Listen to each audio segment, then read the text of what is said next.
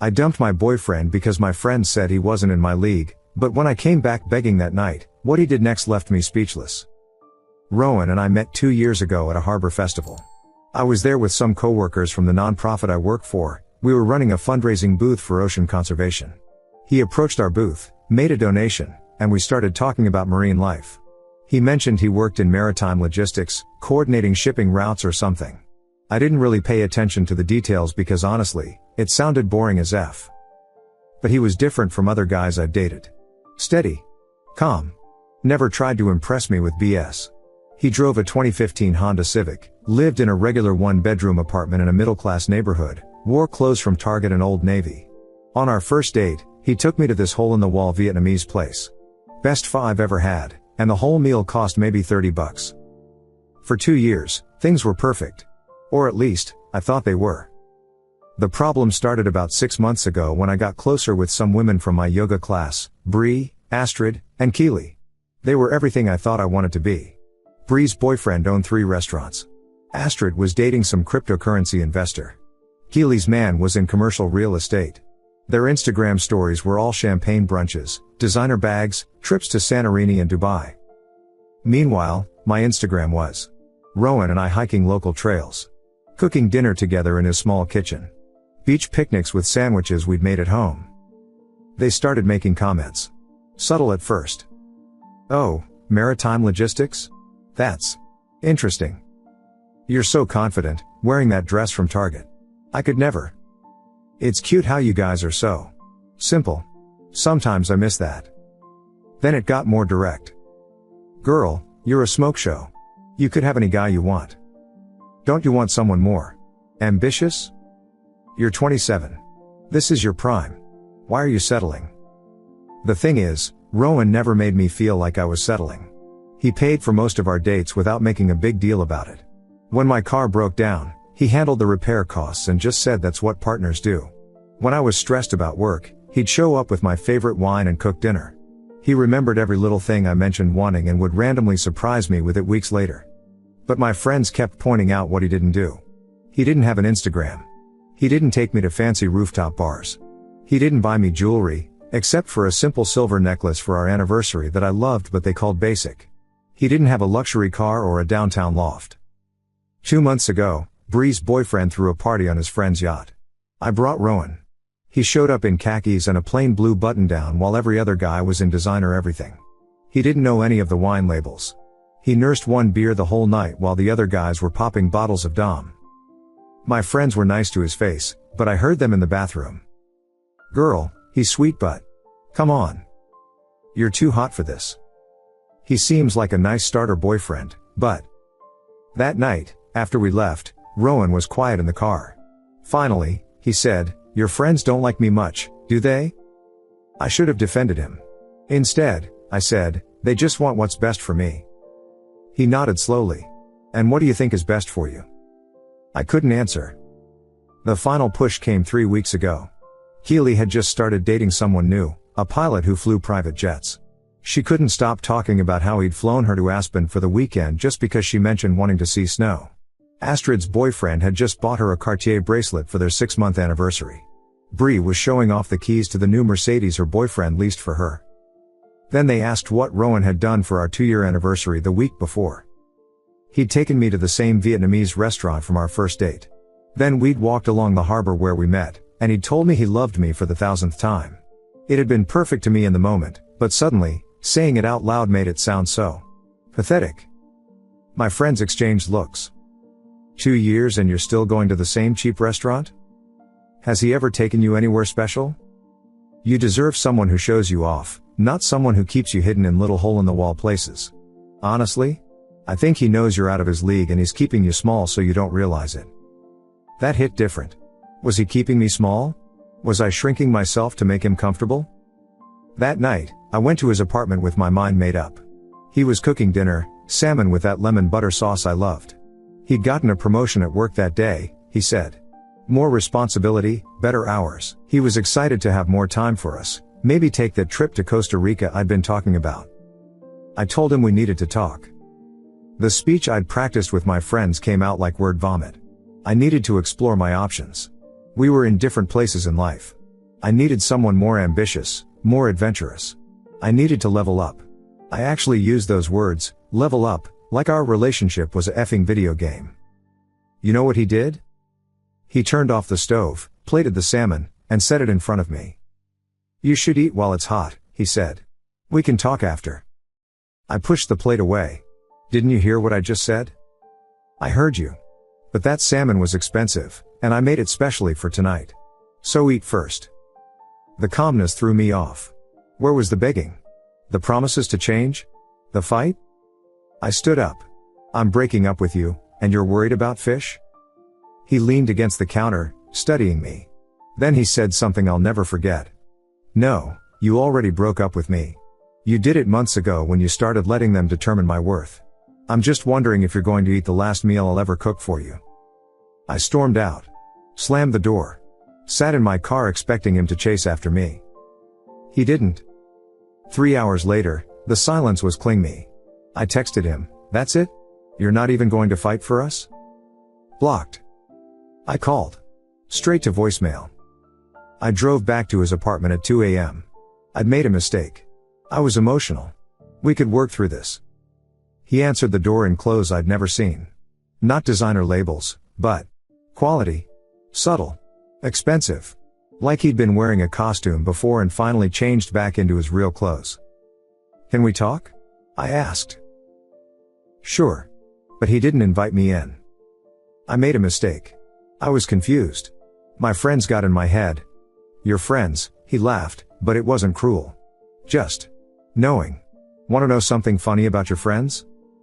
He pulled out his phone, started showing me screenshots. Bree, messaging him on LinkedIn 2 months ago, "If things don't work out with you and Op, I'd love to grab drinks sometime." Astrid, texting him after she got his number from my phone at a party, "You're too good for her. She doesn't appreciate what she has." Keely, DMing him on the Instagram he apparently did have, "Just private, I see how she treats you. You deserve better. Call me when you're done with her SHT." My hands were shaking. When? How? I accepted their follow requests months ago. Wanted to see what kind of people my girlfriend was so eager to impress. Why didn't you tell me? Would you have believed me? Or would you have accused me of trying to isolate you from your friends? He was right. I would have twisted it somehow. Can I come in? Please. We need to talk about this. Actually, give me 1 second. He disappeared inside, came back with his laptop. Started pulling up documents. Bank statements. 2 years of bank statements showing money moving from his account to mine whenever I was short on rent. Payments for my car insurance I thought was on autopay from my account. The yoga membership my friends convinced me to get that I couldn't really afford. Groceries, utilities, dinners I thought we were splitting but he was covering entirely. You paid for everything? About 80% of it. But I never mentioned it because that's what you do when you love someone who works at a non-profit making SHT money but is doing something they're passionate about. Then he pulled up more photos. His actual apartment, a penthouse downtown I'd never seen. A different car in a private garage. Pictures from earlier that evening at a restaurant I couldn't afford on my salary in a year. And in those pictures, a woman. Polished, professional, laughing at something he'd said. Who is she? Someone from work. We handle international shipping contracts together. She's been interested for a while, but I was with you. Tonight was our first dinner. You moved on in 3 hours? No, I moved on 3 months ago when you started being ashamed of me. Tonight was just the first time I was free to act on it. My knees felt weak. The apartment, the money. Why hide it? I wasn't hiding it. I was filtering. Do you know how many women have tried to date me for my money? My job isn't just logistics. I coordinate multi-million-dollar shipping routes. I negotiate contracts with companies you see on the Fortune 500. But I learned early that advertising that attracts the wrong people. So I was what, a test? No, you were real. Or I thought you were. You liked me when you thought I was nobody special. But the second your friends suggested you could do better, you believed them. The woman who loved me for 2 years disappeared the moment someone suggested I wasn't enough. I was crying now. Ugly crying. Please. We can fix this. I'll tell my friends to F off. Look at your phone. I pulled it out. Group chat with my friends. Bree, did you do it? Astrid, is he crying yet? Keely, Bet he begs. They always do when they realize what they lost. Bree, when he crawls back, make him work for it. Astrid, or don't take him back at all. You can do so much better. They seem really concerned about your well-being, he said dryly. I don't care about them. I care about us. There is no us. There hasn't been for months. You just finally made it official tonight. I love you. No, you love the idea of upgrading from me. Well, congratulations.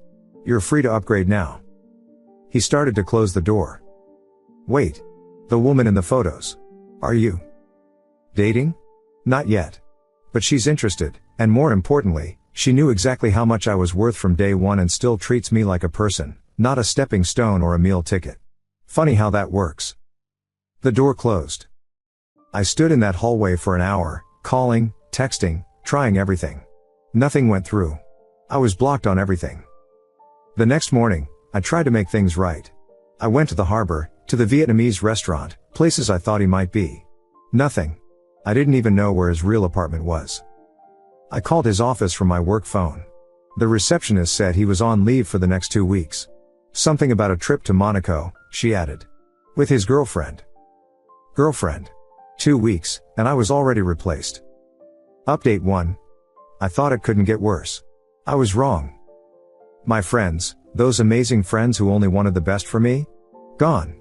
The moment I told them about the breakup and how Rowan had cut me off completely, they lost interest.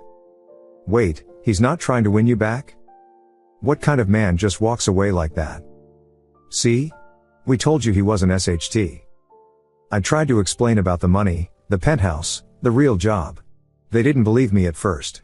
Then Bree did some digging, found his LinkedIn. Senior Maritime Logistics Coordinator for one of the biggest shipping companies in the world. The salary estimates online were insane. That's when things shifted. Suddenly, Bree remembered she had always thought he was kind of cute. Astrid mentioned that she'd always gotten a mysterious vibe from him. Keely straight up admitted she'd tried to F him while we were together. What? Oh, come on. You were treating him like SHT. Someone had to show him what he was worth. These were my friends. The people I'd trusted over the man who loved me. The real kicker came when Astrid let slip that they'd known all along. Known what? That he had money. Keely saw him at the Ritz-Carlton last year having lunch with some executives. We Googled him. We knew. Then why did you tell me to leave him? Bree shrugged. You were getting boring. Always talking about your little dates, your stable relationship. It was annoying. Plus, if you weren't going to appreciate him, they'd sabotaged my relationship so they could take a shot at him. I cut them off that day, but the damage was already done. Without them, I realized how small my world had become. I distanced myself from my old friends while trying to fit in with these vultures. My coworkers were polite but distant. I'd blown them off too many times for yoga and brunch with the girls. And the financial reality hit hard. I never realized how much Rowan had been covering. My credit card bills came due, all the brunches and shopping trips I'd done trying to keep up with my friends. The utilities for my apartment that he'd been paying without me knowing. The car insurance. The effing yoga membership that was $200 a month. I was drowning. I sold the designer bag I'd bought to fit in. Canceled the yoga membership. Picked up extra shifts at work. But it wasn't enough. Then I saw the Instagram post. It was from a colleague at his company. A picture from Monaco. There he was, in a casual linen shirt and shorts I'd never seen, on a yacht, an actual yacht, not some rented party boat. The woman from the photos was there, wearing a sundress and laughing at something off camera. But it was the caption that KL'd me. Congrats to Rowan on the promotion to VP of International Operations. Monaco office won't know what hit them. He'd been promoted. He was moving to Monaco. He was on a yacht with a beautiful woman who looked at him the way I used to. And I was eating ramen for the third night in a row because I couldn't afford groceries. Update 2. Rock Bottom has a basement. I lost my apartment. Without Rowan secretly supplementing my rent, I couldn't afford it. I had to move in with 3 roommates in a sketchy part of town. My car got repossessed. Turns out he'd been making half the payments. My ex-friends tried to reconnect when they heard about his promotion. Bree actually had the audacity to ask if I could introduce her to him. He blocked me, remember? Yeah, but surely he's over it now. It's been a month. These women really thought a month was enough time for him to forget how I'd thrown him away. I found out through a mutual acquaintance that he'd sold his apartment here. The penthouse that I never even knew existed. 7 figures, apparently. He was making Monaco permanent. The mutual acquaintance, someone who'd known us both professionally, told me something that made everything worse. He talked about you all the time, you know. Not about your relationship, but little things. How you lit up talking about ocean conservation. How you'd give your last dollar to someone who needed it. How you made him want to be better. We all thought he was going to propose soon. He'd even been looking at rings. Rings. He'd been looking at rings while I was letting my friends convince me I was too good for him. What happened? The acquaintance asked. He won't talk about it, but one day he just came in and said you were done. Then he threw himself into work, took every international assignment, and now. Monaco. What happened? I threw away a future with a man who loved me completely because I wanted to impress people who didn't give a SHT about me. I tried one more time. I wrote him a letter, an actual letter, and sent it to his company. Poured my heart out. Apologized for everything. Told him about losing the apartment, the friends, everything. Not to make him feel guilty, but to show him he was right. That I'd learned my lesson. It came back unopened with a post-it note in someone else's handwriting. Mr. Rowan requested all personal correspondence be returned to sender. He'd instructed his assistant to reject my letters without even opening them. Update 3. I'm in therapy now. Couldn't afford it, but I couldn't afford not to either. My therapist asked me a question that effed me up. Did you ever actually want those things your friends had, or did you just want to be accepted by them? The truth? I never gave a F about designer bags or yacht parties. I loved our Vietnamese restaurant. I loved hiking with Rowan. I loved cooking in his small kitchen. But somewhere along the way, I'd convinced myself that wasn't enough because they told me it wasn't. My therapist calls it social contamination, when you let others' values override your own. I got a second job bartending to make ends meet. It's at a hotel bar downtown, the kind where business travelers drink. Last week, I saw him. He was with a group of executives, clearly in a business dinner. He looked good. Relaxed in a way I'd never seen him when we were together. He was laughing at something someone said when he glanced toward the bar and saw me. For a second, we just looked at each other. I wanted to say something, anything, but I was working and he was with colleagues. He held my gaze for maybe 3 seconds, then turned back to his conversation like I wasn't there. Like I was nobody. Which I guess I was. His colleague called for another round. I had to serve their table. When I got there, he was typing on his phone, deliberately not looking at me. His colleague ordered for everyone. When I set Rowan's drink down, whiskey neat, I still remembered, he said, "Thank you," without looking up. Polite. Distant. Professional. Like you'd treat any random bartender. His colleague, not knowing our history, tried to make conversation.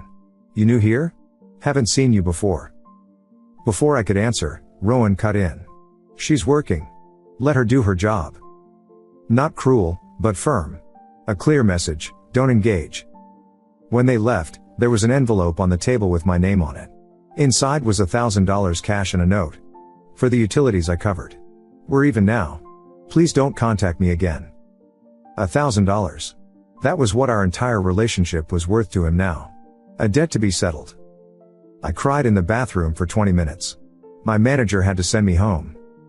The money helped with rent, but it felt like blood money. The price of my stupidity. Final update. This will be my last update because there's nothing left to update. I saw the engagement announcement on LinkedIn. Rowan and Serena, the woman from the photos, are getting married. A small ceremony in Monaco this spring. The announcement was professional, just a simple photo of them at some charity gala, but they looked right together. Like puzzle pieces that actually fit. Someone who knew them both commented, "Finally. We've been waiting for this since you two started working together 3 years ago." 3 years. They'd known each other longer than Rowan and I had been together. She'd waited, professionally, respectfully, while he was with me. And when I threw him away, she was there. Not as a rebound, but as someone who'd already proven she valued him. My ex-friends all tried to reach out when they saw the announcement. Bree actually said, "Wow, he moved on fast." Fast? It had been 8 months. And he hadn't moved on, he'd moved forward. There's a difference. I'm doing better now. Not great, but better. Still in therapy. Still working 2 jobs. I've made some real friends at work, people who don't give a SHT about Instagram or yacht parties. I'm dating someone new. He's kind, stable, normal. He reminds me of Rowan in some ways, which is probably unhealthy, but my therapist says it's okay to have learned what actually matters to me. But sometimes, usually at 2 a.m. when I can't sleep, I think about that night in his apartment hallway. How he looked at me with absolutely no anger, no hurt, just disappointment. Like I'd confirmed something he'd suspected all along. He once told me, early in our relationship, that his biggest fear wasn't being with someone who'd leave him for someone richer or better looking. It was being with someone who'd leave him for the idea of someone better, without ever realizing what they already had. I became his biggest fear. The last thing I heard through professional channels was that his company in Monaco had landed a massive contract with some European Union shipping consortium. He's essentially set for life. The man my friends convinced me was going nowhere is now managing shipping routes for half of Europe. And me? I'm a bartender with a non-profit day job, 3 roommates, and a used Honda Civic from 2008 that barely runs. But hey, at least I can potentially do better, right? The truth is, I didn't need to do better. I needed to be better. And I failed. To anyone reading this, if you have someone who loves you, supports you, and makes you feel safe, that is the upgrade. Don't let anyone convince you otherwise. Don't let toxic friends poison something real. Don't mistake quiet love for small love. And if you're lucky enough to find someone who sees through all the BS to who you really are, who chooses you every day without making you perform for it, who builds you up without tearing others down, hold on to them like your life depends on it. Because one day you might be writing a post like this, at 3 a.m., in a shared apartment with paper-thin walls, while the person you threw away is getting married to someone who knew their worth all along. I don't want him back anymore. Not because I don't love him, I probably always will, but because I understand now that I KLD what we had. There's no coming back from that. He knew it that night, which is why he didn't fight. You can't fight for something that's already dead. My therapist says I need to forgive myself. Maybe one day I will. But not today. Today, I just need to remember. I need to remember what it cost me to listen to the wrong voices. I need to remember what it felt like to hold gold and throw it away for glitter. I need to remember so I never, ever make this mistake again. Don't be like me. Trust your gut. Value what's real. And when someone shows you consistent, quiet, everyday love, recognize that that's the jackpot. That's the thing everyone's actually searching for under all the flash and noise. I had it.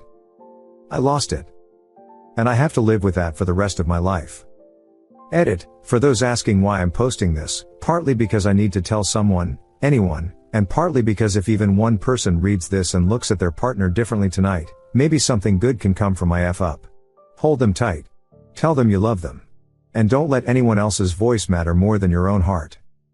Final edit, to the person who'd me saying they saw Rowan and Serena at a restaurant in Monaco last week, thank you for trying to give me closure by telling me he looked happy but not as happy as he was with you. But you're wrong. He's happier now. He's with someone who never needed to be convinced of his worth. That's a different kind of happiness, the secure kind. The kind I never gave him. I'm closing this account now. There's nothing left to say. Thank you so much for watching until the end. If you really like our videos, please don't forget to like, share, and subscribe. Have a great day.